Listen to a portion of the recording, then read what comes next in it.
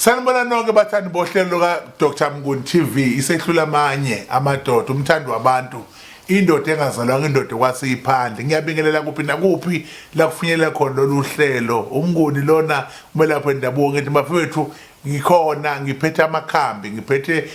izinto othi mawuyithinta lapha ubona umehluko ngiphethe ikhambi elikhulu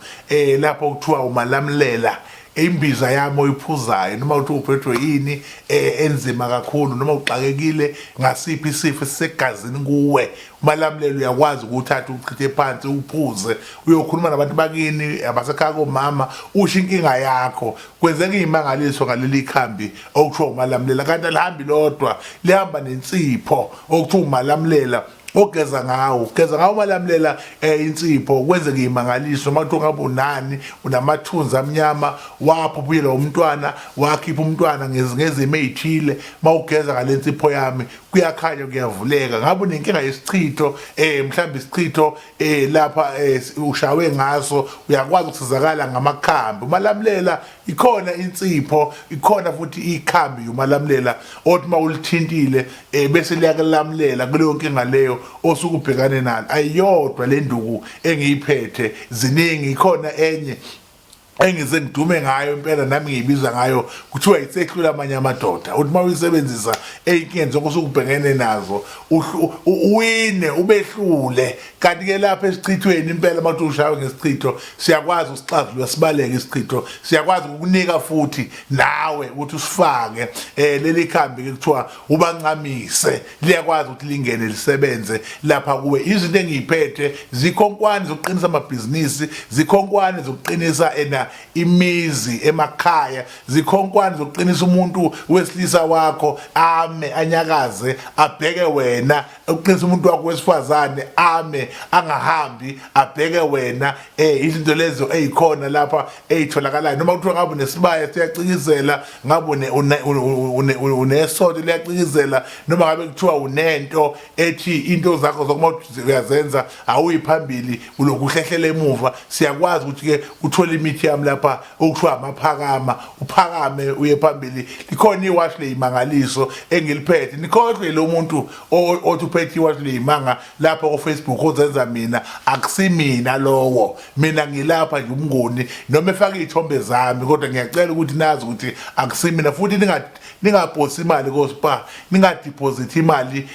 ko Capitec mawuza kwamthandi wabantu ufika ukhokhe zikhona ngisho ne point la ekhaya ziyasetshenziswa ngithi iwash le imanga likhona isigubhu ngiyakwakhela isigubhu sangempela othi mawunaso uthola imali uthola amamiliyoni uthola ama1000 isigubhu sala ekhaya siyatholakala iloko ngikuphethe bafowethu namhlanje ngizokuchaza induku zami enginazo nokusho ukuthi ke eWitbank angipheli sengaba nesigodlo eWitbank ngicela abantu bazi ukuthi eWitbank eChartbeat Park kunesigodlo sakwaMnguni lapho ngiba khona njalo ngomhla ka1 nangomhla ka2 ungaphuthelwa umhla ka1 umhla ka2 umthando wabantu eWitbank ngiyasebenzela khona baningi abantu eWitbank esengibasizile nengizabasiza nawe ungaze ufike khona unethuba lokuthi uze bese ngisho ngithi eSoweto eMidlands ngisuke ngikhona njalo ezone 5 kuNkosi Street lapho futhi ngisebenzela khona njalo ngomhla ka3 ngisuke ngilapho mayithi inyanga nje mhla ka3 4 5 ubokwazi ukuthi inkosi isuke iseWitbank Midland ezone 5 amadate lawa ngaphazama 3 4 5 ngisuke ngise Midlands ezone 5 Nkosi Street ilapho engisebenzela khona uma kuthi 1 2 ubokwazi ukuthi